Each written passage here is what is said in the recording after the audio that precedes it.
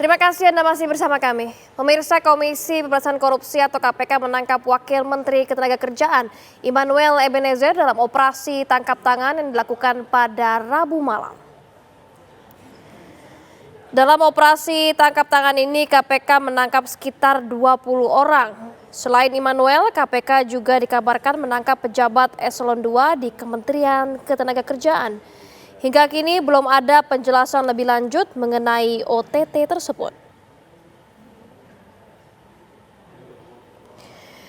Ya pemirsa, Komisi Pemberantasan Korupsi atau KPK melakukan operasi tangkap tangan OTT terhadap Wakil Menteri Ketenagakerjaan Wamenaker Immanuel Ebenezer. Artinya ini merupakan OTT pertama dari Kabinet Presiden Prabowo Subianto. Seperti kita ketahui, Ebenezer akrab disapa sebagai Noel ditangkap terkait dugaan pemerasan. Kami mencoba menghubungi via telepon pemirsa oleh Wakil Ketua KPK CPU KPK Fitro Rohyacanto yang membenarkan adanya OTT dari KPK terhadap Wamenaker Immanuel Ebenezer.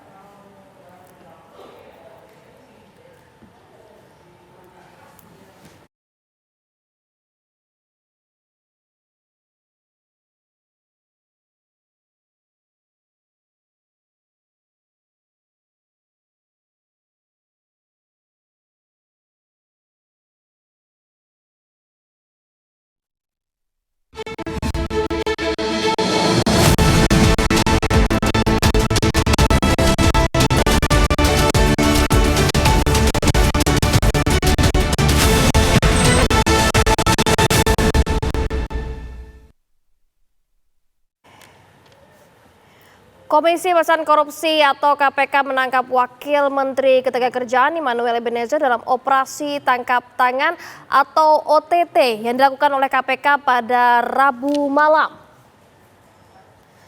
Dalam operasi tangkap tangan ini KPK menangkap sekitar 20 orang. Selain Immanuel, KPK juga dikabarkan menangkap pejabat eselon 2 di Kementerian Ketenagakerjaan. Hingga kini belum ada penjelasan lebih lanjut mengenai OTT tersebut.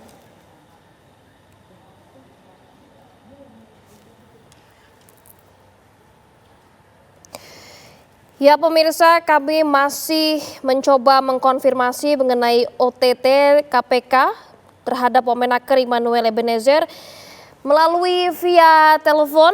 Kami mencoba menghubungi Wakil Ketua KPK Fitro Rohyacanto, di mana kami menghubungi dan beliau membenarkan bahwa adanya OTT KPK terhadap Wakil Menteri Ketenagakerjaan Wamenaker Immanuel Ebenezer. Dan pemirsa, seperti kita ketahui, OTT KPK terhadap Wakil Menteri Immanuel Ebenezer merupakan OTT KPK pertama dari Kabinet Merah Putih Kepresidenan Presiden Prabowo Subianto. Kami mencoba menghubungi Mensesnek sekaligus Jubir Presiden Prasetyo Hadi, namun hingga kini belum menerima tanggapan resmi dari Istana ataupun juru bicara Presiden sekaligus Mensesnek Prasetyo Hadi mengenai OTT KPK terhadap Wakil Menteri Kabinet Merah Putih. Seperti kita ketahui pemirsa, Immanuel Ebenezer atau Noel merupakan Wakil Menteri Ketenagakerjaan Wamenaker, menjabat sejak awal terbentuknya Kabinet Merah Putih di bawah pemerintahan Presiden Prabowo Subianto dan Wakil Presiden Gibran Rakabuming Raka. Tepatnya Noel menjadi menteri sejak 21 Oktober 2024. Seperti kita ketahui, pria kelahiran 22 Juli 1975 itu merupakan politikus Partai Gerakan Indonesia Raya atau Gerindra. Diketahui Noel aktif menjadi tim pendukung Jokowi Ma'ruf pada Pilpres tahun 2019. Saat itu menempati posisi sebagai Ketua Umum Relawan Jokowi Mania. Kemudian Noel juga sempat menjabat sebagai komisaris di anak perusahaan BUMN PT Pupuk Indonesia Persero, yakni PT Mega Eltra periode 2001 hingga 2022. Perusahaan ini bergerak di bidang perdagangan, jasa konstruksi, dan keagenan hingga industri cat. Lalu pemirsa, pada Pilpres 2024 diketahui ia sempat menyatakan dukungan kepada Ganjar Pranowo dengan mendirikan relawan Ganjar Pranomania. Namun akhirnya Noel memberikan dukungan penuh kepada pasangan Prabowo Gibran dan bergabung sebagai kader Partai Gerakan Indonesia Raya. Sekali lagi kami informasikan, Wamen Immanuel Ebenezer ditangkap dalam operasi tangkap tangan KPK yang dilakukan pada Rabu malam. Dalam operasi tangkap tangan ini pemirsa, KPK menangkap sekitar 20 orang. Informasinya, selain Immanuel, KPK juga dikabarkan menangkap pejabat eselon 2 di Kementerian Ketenagakerjaan. Namun hingga kini belum ada penjelasan lebih lanjut mengenai OTT tersebut. Yang dapat kami pastikan pemirsa bahwa kami sudah mencoba menghubungi Wakil Ketua KPK Fitroh Rohcayanto mengenai kebenaran adanya OTT KPK terhadap Wakil Menteri Ketenagakerjaan Immanuel Ebenezer. Dan Wakil Ketua KPK melalui via telepon membenarkan bahwa pada Rabu malam Wamen Immanuel Ebenezer ditangkap melalui operasi tangkap tangan atau OTT dengan KPK. Namun hingga kini kami belum mengetahui lokasi OTT tersebut dan saat ini di mana lokasi dari KPK menangkap OTT Immanuel Ebenezer selaku Wamenaker. Kami masih terus mencoba menghubungi dari Jubir Presiden Prabowo sekaligus Mensesnek Prasetyo Hadi, mengingat OTT KPK ini terhadap Wamen Immanuel Ebenezer merupakan OTT KPK yang pertama dari Kabinet Merah Putih Presidenan Prabowo Subianto. Kami akan terus mengkonfirmasi pemirsa di mana lokasi dan apa saja yang terjadi saat proses OTT tersebut. Dan pemirsa, saya baru saja mendapatkan balasan dari Menteri Sekretaris Negara Mensesnek atau sekaligus Jubir Presiden Prabowo Subianto. Saat ini beliau akan memberikan keterangannya melalui voice note mengenai OTT KPK terhadap Wakil Menteri Ketenagakerjaan Immanuel Ebenezer. Hingga saat ini baru saja kami mendapatkan respon langsung dari Mensesnek Prasetyo Hadi dan beliau akan memberikan tanggapan resminya melalui voice recorder sehingga kita akan sama-sama mendengarkan tanggapan resmi dari Istana mengingat Prasetyo Hadi merupakan juru bicara Presiden. Namun kembali kami mengingatkan pemirsa, dalam operasi tangkap tangan ini KPK menangkap sekitar 20 orang. Selain Immanuel, KPK juga dikabarkan menangkap pejabat eselon 2 di Kementerian Ketenagakerjaan. Hingga saat ini belum ada penjelasan lebih lanjut mengenai proses OTT tersebut.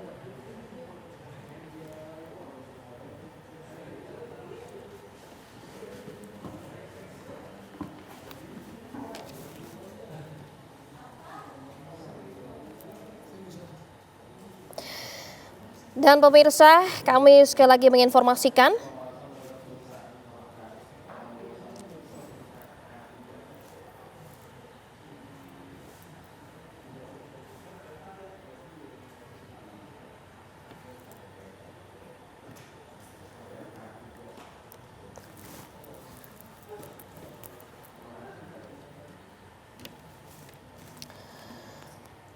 kami kembali menginformasikan pemirsa, KPK menangkap Wakil Menteri Ketenagakerjaan Immanuel Ebenezer dalam operasi tangkap tangan yang dilakukan pada Rabu malam. Dalam operasi tangkap tangan ini KPK menangkap sekitar 20 orang. Selain Immanuel selaku Wakil Menteri, KPK juga dikabarkan menangkap pejabat eselon 2 di Kementerian Ketenagakerjaan. Hingga kini belum ada penjelasan lebih lanjut mengenai OTT tersebut. Namun pemirsa, KPK memiliki waktu 1 kali 24 jam untuk menentukan status dari Noel selaku Wakil Menteri Ketenagakerjaan.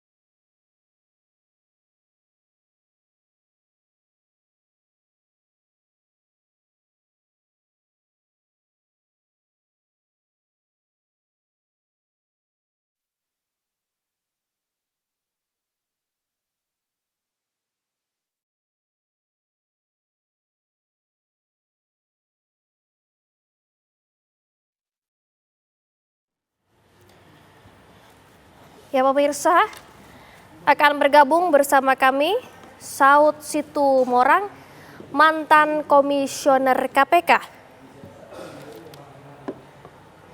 Selamat siang. Pak Saud, selamat siang Bapak. Halo, selamat siang. Siapa nih?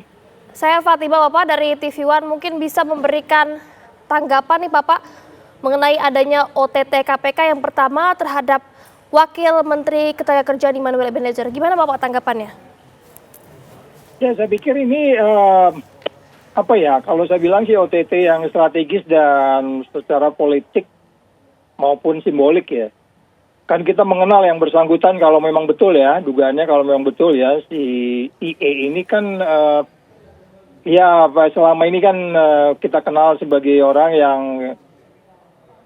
katakan saja berintegriti, quote and quote, dan kemudian bagaimana beliau dengan lingkar kekuasaan selama ini di periode lalu dan periode sekarang. Jadi saya pikir ini KPK menunjukkan sebuah babak baru ya dalam penyidikan korupsi di sektor tenaga kerjaan, terutama di proyek-proyek terkait dengan padat anggaran, pelatihan kerja, penempatan TKA, atau bansos dan lain-lain. Kita nggak tahu di pasal berapa, tapi kan most likely main course-nya tenaga kerjaan itu kan di sekitar itu. Jadi saya pikir ini kan sudah selalu yang saya bilang, omongannya Prabowo itu bukan ditujukan buat saya atau buat kita, ini ditujukan buat menterinya. Benar nggak? Iya dong, saya kejar kamu sampai ke Afrika segala macam, itu omongan bukan buat kita-kita yang bukan penyelenggara negara. Jadi saya pikir asumsi saya sementara KPK bisa menafsirkan perintah atau keinginan Prabowo, gitu Mbak. Iya Pak, mungkin bisa dijelaskan ini pada saat prosesi OTT ini biasanya seperti apa Pak? Apakah memang lagi saat transaksi dilakukan OTT tersebut atau bagaimana? Oh, saya belum detail ya, karena nggak di dalam, saya belum detail, tetapi selalu saja bahwa OTT itu kan sebenarnya peristiwa pidana sudah pernah terjadi. Nggak mungkin juga KPK mendalami kalau belum pernah terjadi peristiwa pidana. Jadi ada sesuatu peristiwa pidana, kemudian dilaporkan ke KPK, kemudian KPK melakukan pendalaman, penyadapan, dan seterusnya, karena pimpinan sudah memutuskan, penyelidik dan penyidik. Tentunya nanti kita lihat malam ini, sebelum 24 jam mereka sudah umumkan apa yang dilanggar, siapa berbuat apa. Tetapi kalau OTT itu saya selalu mengatakan itu sesuatu yang matang, dan biasanya juga sangat detail dan tidak gampang ya untuk melakukan OTT itu kalau tidak dengan kajian yang cukup dimulai dari sebuah laporan, kemudian analisis, hipotesa, sampai kemudian kita bisa memastikan, kemudian baru mengikuti surveillance, stakeout, kemudian dan lain-lain, baru kemudian terjadi lagi peristiwa itu. Gitu Mbak. Artinya memang ketika KPK melakukan OTT ini sudah ada unsur pidana yang dilakukan begitu ya Pak? Oh iya, selalu begitu. Saya nggak bisa karena saya nggak suka seseorang, saya ngikutin terus saya ketemu dia melakukan sesuatu. Enggak, itu biasanya sudah ada peristiwa pidana lebih dulu. Dan nanti kita lihat saja peristiwa sebelumnya seperti apa, atau kemudian baru terjadi peristiwa lagi. Gitu, Mbak. Ya Pak, biasanya KPK ini melakukan gambaran, melakukan penyadapan sebelum melakukan OTT ini berapa lama Pak biasanya? Oh ya, tergantung bisa juga cukup lama, tetapi kalau kita hitung dia mulai menjabat itu kan Oktober tahun lalu ya. Kita anggap aja kejadiannya di tengah atau 6 bulan atau berapa bulan setelah menjabat, terus kirim laporan. Ya praktis pendalamannya kurang dari 1 tahun dong, kan dia kan peristiwa pidananya ketika dia menjabat. Jadi belum ada, nanti kan baru setahun, nanti Oktober 2025 ini kan mereka dilantiknya Oktober kemarin. Jadi cukup cepat ini ya, kelihatannya ya saya pikir laporan masyarakat kita apresiasi lah. Pastilah ini laporan masyarakat, gitu Mbak. Pak, ini informasinya KPK juga menangkap sekitar 20 orang lainnya nih Pak, yang menangkap jabatan eselon 2 di Kementerian Ketenagakerjaan. Ini sekaligus 20 orang juga ditangkap. Tanggapannya seperti apa Pak? Iya, nanti kan ya pasti wamen yang bersangkutan IE ini kan tidak bekerja sendiri. Yang selalu mengatakan itu di tiap kementerian tuh ada aja operator atau saya sebutnya selalu itu yang disebut sebagai apa namanya free rider orang-orang yang kemudian mempengaruhi menteri dan seterusnya. Nah, itu yang saya katakan sebenarnya tugas KPK itu menjaga orang baik untuk tetap baik, makanya dia hadir di kementerian. Saya juga di masa lalu pernah hadir juga di Kementerian Tenaga Kerja ya untuk menjaga orang baik tetap baik itu. Jadi sekali lagi kalau ditanya lebih dari beberapa orang yang dia tidak bekerja sendiri. Apakah nanti itu terkait dengan swastanya? Tentu juga kalau menyangkut APBN berarti itu ada biasanya kan kaitan dengan pekerjaan-pekerjaan kementerian. Apakah itu pelatihan, penempatan TKA, bansos, proyek-proyek lain itu saya belum tahu ya. Tapi sangat common.